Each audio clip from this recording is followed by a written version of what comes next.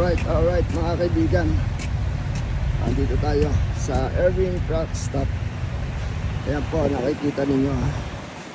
Dito, naglalakad ako rito. Wala tayo ng tubig. Alright, ayan kita nyo. Puno-puno ng snow na rito. Medyo napaaga ang snow. Ayan, nagkagarahe na po ang mga truck dito.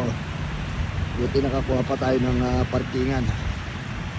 Pagka ganito may mga snow, talagang nagpupunuan ang mga truck dito, ang parkingan.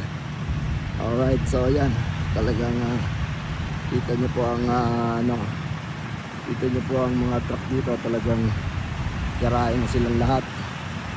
At bukas na, magdatayo na sila ng liwanag ang mga truck dito.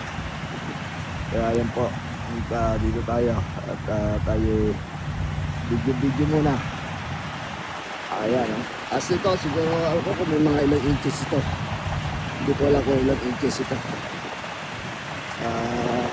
Minus ano yun, minus 1, pero yung hangin niya malakas, kaya talagang hindi biro ang ating tahakin. So papaliwanag, magano lang tayo, mag-antay tayo ng liwanag para tumakbo tayo bukas at delikado na, saka wala na tayong oras.